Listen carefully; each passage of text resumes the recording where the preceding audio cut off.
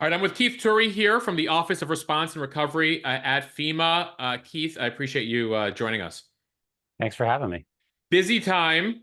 Hurricane season always busy, but especially right now, two major hurricanes have made landfall in the last 2 weeks here, Helene and Milton. You've been working with FEMA for nearly 2 decades now. Talk to me about these past couple of weeks, historically speaking, this 1-2 punch, and what the response has been like and what recovery is going to look like.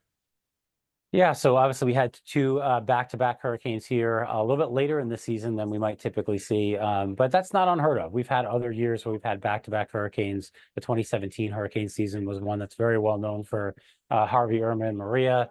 In 2018, we had Florence and Michael, and in 2020 was a very active year with Laura, Delta, a number of other storms that impacted Louisiana. So not unprecedented to have this. We plan for these types of scenarios where we have multiple hurricanes that might impact. And we start with obviously supporting the states that need our help first, and then we'll move through bringing additional resources in. The storms, both of them were significant. Helene was an extremely large storm, and obviously pushed all the way up into the North Carolina region through multiple different states. That's going to be known for how many states it impacted and how significantly it impacted them. And of course, the range of hazards and the storm surge in the Florida area, and then the severe flooding in Western North Carolina and in other areas in other states. Milton, again, Category 5 storm, extremely large storm, and impacting Florida, really taking a track that was extremely concerning. Just up until the last few hours, there was a chance that we could have had what is considered to be a worst case scenario with a storm that makes landfall in Tampa Bay with the bay on the side where it's pushing water up into the bay. Fortunately, that didn't happen. Of course, unfortunately, it did impact other communities that have been hard hit, and we're still in that response phase. So many people have been impacted. We're working closely with the state to try to make sure that first those life safety needs are met. Everybody stays safe. Everyone's has a safe place to be. They're not in floodwaters. They don't return until they're told to do so, and then we're going to move into what is going to be a long recovery. Talk to me about Helene for a second. I think its impact, especially there in Western North Carolina, caught a lot of folks by surprise. Is there a sense that where was it the meteorological side of things that we didn't get a full sense of the impact there? Was there a lack of warning? Is there a sense at FEMA and at the federal government that there are some lessons to be learned there about the inland impact of these types of storms? Yeah, I think we were planning for that storm for many days beforehand. We had teams pre-positioned in many states, including North Carolina. And in the days or so before the storm made landfall, the Weather Service started a forecast of very high risk for flash flooding in that Western North Carolina area. So we had resources pre-positioned. We were prepared with the state. I think the story around that is going to be about how when you see this kind of flooding in a rural area, in a mountainous area, with the terrain that you have and the transportation system, where there may be only one road from one town to another that may cross a river multiple times, it created some very significant access issues in terms of getting in the area. And so as you see today in Milton, there are lots of areas that are impacted, but many ways to get access, many ways to get assistance in. In Helene in Western North Carolina, that was a different dynamic. There were roads had to be clear, bridges had to be inspected to make sure you could drive over them. And I think that changed the dynamic a little bit. And so I think we will look at how do you respond in a rural area? What does it look like when you have those kinds of potential access issues? And there are other scenarios that could create those same dynamics. And so, but it wasn't a lack of preparedness. It wasn't that we weren't pre-positioned. It's just some of the logistical challenges with the way that played out. And I should say, just extremely severe flooding. The level of rain that fell there and the amount of flooding was historic for sure. One of the reasons we're talking here, I'm hearing from the audience, from folks who are either hearing through the grapevine or who have experienced directly the feeling that, especially in Western North Carolina, that the feds weren't fast enough, that FEMA wasn't there fast enough, that rescue in some cases or aid fell on volunteers. What do you have to say to them about what you know about the FEMA response and what expectations people should have in the hours and days following a disaster like that?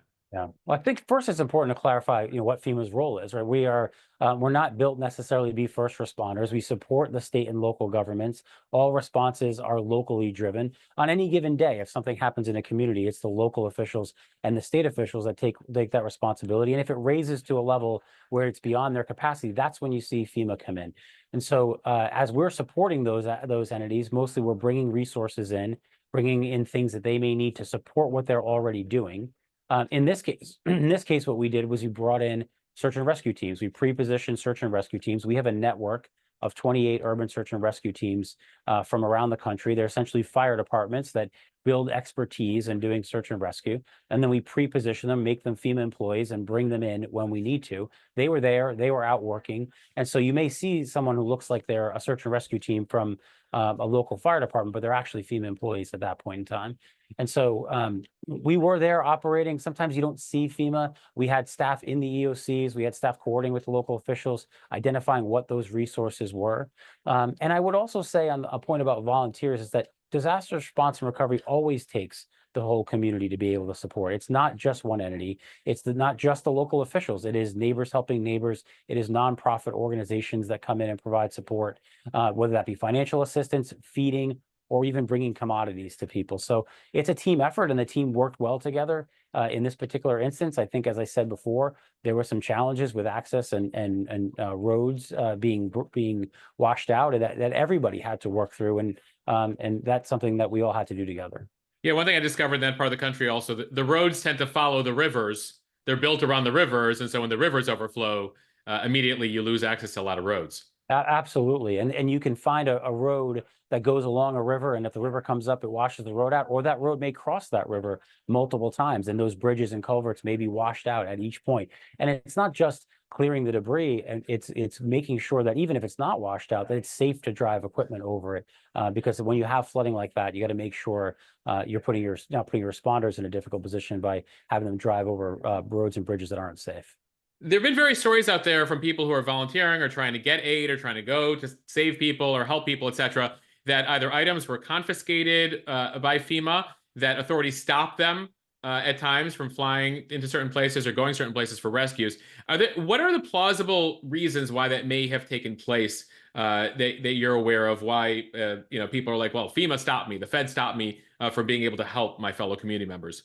Yeah. So FEMA doesn't control access to local communities. That's what the state and local governments do. We are not blocking roads or deciding who gets to go in and out of an area. That's what the local officials do. We don't control the airspace. There's been talks about helicopters. We don't control what flights might go in for relief. But as you can imagine, in a post-disaster environment like that, the local officials are doing that. They are deciding where is it safe for people to go. Do they make sure that those that are entering the area have a reason to be there? And so there's some coordination that goes on around that. That's not a FEMA role. We didn't stop anyone from accessing, and we certainly do not confiscate any supplies. And so I'm not sure where that type of rumor may Do you come. take donations from people and then distribute it? Like I was just trying to think about and I imagine you have been, given your experience, like what are scenarios that people experience that led to that storyline? Well, one line of effort in disaster response recovery is donations management, and there's a process that we'll work with voluntary agencies to be able to manage donations. Usually, what happens is member organizations come together, and FEMA can play a coordinating role where they will take donations, put them in a certain location, and then work with the community on how they might be distributed. So they're not taken or stockpiled, but there's a management process because, as you can imagine, with a range of entities supporting with the access issues, sometimes it's not helpful to have all sorts of goods brought in when you're trying to make sure a community is safe, stable, etc. So I don't know that that's what may have happened in Western North Carolina, but I can tell you that we're certainly not confiscating goods and keeping them for our own use. I saw the administrator this week say that FEMA has already spent half the money that it was allocated for the fiscal year. So we're 10 days into the fiscal year. 9 billion of the 20 billion in disaster funds have been spent. And they're talking about having to restrict how you spend. Talk to me about, first of all, how did we get here where we already spent half the budget in 10 days here? And what does that mean moving forward, given what we've seen unfold with Helene and Milton? Yeah, that's a good question. So actually have to go back to last fiscal year to tell that story. And so in August of this year, we were in a position where we had a certain amount of money in our disaster relief fund, and we needed to preserve that to be able to support life-saving activities between the August and the end of the fiscal year, which is the end of September. So what we did was we went into what we call immediate needs funding. Essentially, when we pause funding for projects, longer term recovery projects from previous disasters. So school rebuilds, bridge rebuilds for places like Vermont that's been recently impacted, or Hawaii that's been recently impacted. Or something I learned that there's still projects related to Katrina 20 years later, There are right? I'm not sure about Katrina, but definitely 2017 disasters. We still Got have it. projects that we're working on. And so those projects were from August were put on hold so that we knew we'd have the resources we needed to be able to conduct response activities. When we hit the beginning of the fiscal year on October 1st, and we were provided in the continuing resolution $20 billion to be able to execute the full amount of the president's request, then we funded those about $8 billion of projects that had been put on hold from August to the end of the year. So you look at how much was obligated in the beginning of this fiscal year. Much of that was projects on hold because we didn't have the resources required last fiscal year. And so we're now, as we've said, we have the resources to support the Helene and Milton responses. We're going to be able to do that. And then we're going to move forward and look at where we might have to go for additional resources in the future. So you have money to deal with the immediate aftermath here of the two storms. Absolutely. When we're talking about money spent here, a program that has gotten a lot of scrutiny in recent weeks, in particular from Republicans, but I've been hearing from a number of people, the Shelter and Services Program, the SSP program, where $1 billion has been spent over the last couple of years, a program for migrants. Frustration among people who say, well, why is money from FEMA being spent on migrants when we have disasters here that are impacting American citizens? Talk to me about that program. How is it that FEMA isn't dealing with that program? And the whole idea that money that should be spent on disasters is being spent on the Shelter and Services Program. Yeah.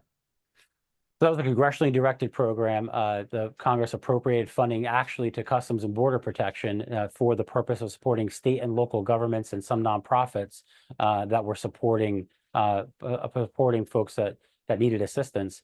And then that money was transferred to FEMA for us to issue grants to those communities. One of the big things that FEMA does is we're a grant making agency. Not only do we coordinate all the response, but we issue a lot of grants in a number of different programs. So transferred to FEMA, we issued the grants, and that's a completely separate pot of funding from the disaster relief fund. In fact, it's managed by an entirely different part of the agency that I'm in, and I'm responsible for all of our disaster response and recovery activities. But it has nothing to do with our disaster response funding or our staff or our activities. And there's no truth to the fact that we have limited resources for disaster response and recovery because of programs like that.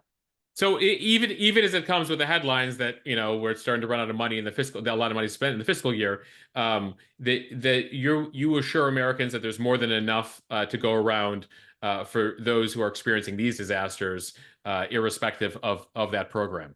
Absolutely. We have the resources that we need for the disasters that we're working through right now, particularly, and even them being as large as Helene and Milton. We have those resources available. No one should be worried that we don't have the access to the resources to provide support.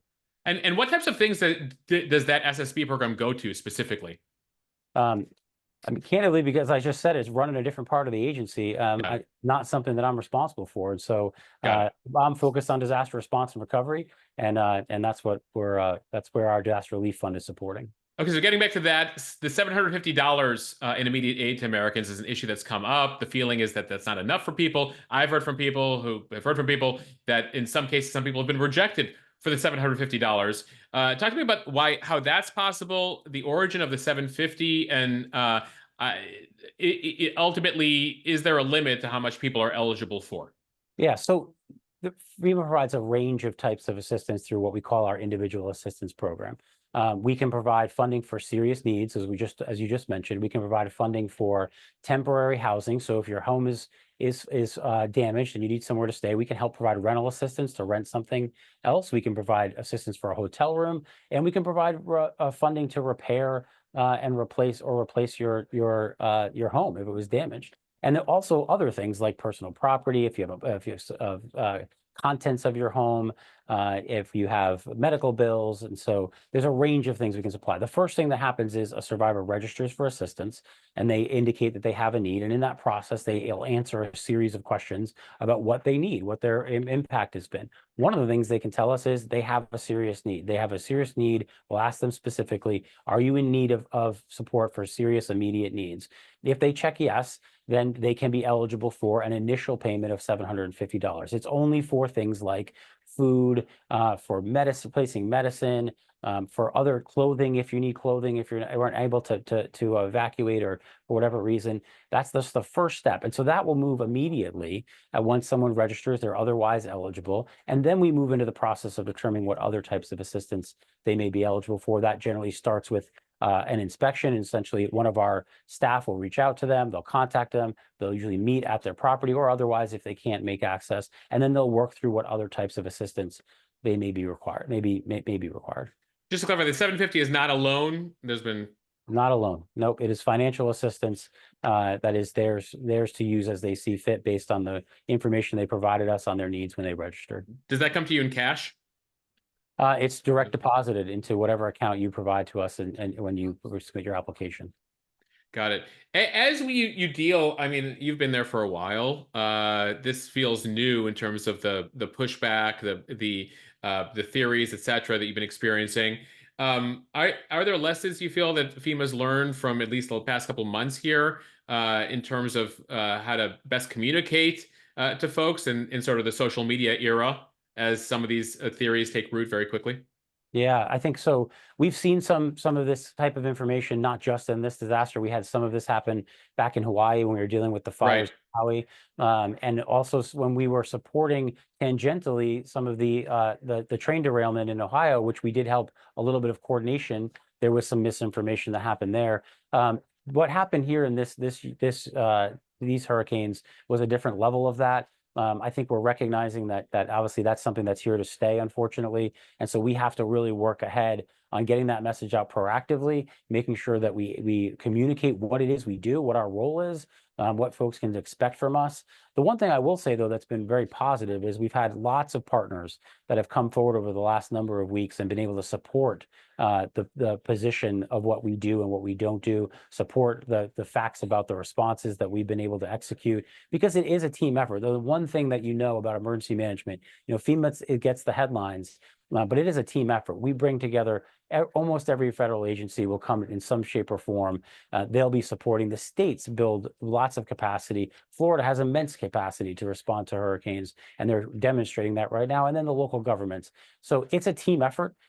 It's holistic in how we respond, and we've seen great support from many of our partners in helping get that information out. So it's something we're going to have to continue to deal with. Unfortunately, we're not letting it distract us from responding and helping those that need it. But we'll keep looking at the most effective way to communicate as we move forward. And obviously, during these divisive times, people wonder whether politics plays a role here. If I'm a Republican, am I getting aid from a Democratic administration, et cetera? Talk to me about in any way, shape, or form, do politics ever play a role in what you've done through Republican administrations or Democratic administrations? I can tell you it absolutely does. And as you've mentioned, I've been here, it'll be 19 years here in January that I've been at FEMA, working in senior roles in many administrations. The men and women of FEMA are focused on helping people regardless. We help who needs it. Those things do not factor in. And we have great partnerships with the professional emergency managers in all of the states. We work with them every single day of the year to make sure that we're prepared, to make sure that we know what they need and what their capabilities are and where we may be able to support. And so that's not a factor in how we deliver assistance. It's not a criteria in any of our programs. And it's something that, those of us at FEMA are proud of, that regardless of what the need is, we're going to be there to support. I'm going to ask this question because this is the year we live in, and I'll end here. Does the federal government, to your knowledge, have any control over the weather, Keith? We do not. We do not have any control over the weather. If we had control over the weather, we would probably try to work to make hurricanes not happen. But unfortunately, we don't have control over the weather. And we are seeing, obviously, a range of hazards that are occurring across the nation. We need to all be ready for it. We try to get the word out to make sure everyone's prepared, looking at what the risks are in their community, because these storms, these hazards are going to happen. Keith, I appreciate you joining us. Great. Thank you.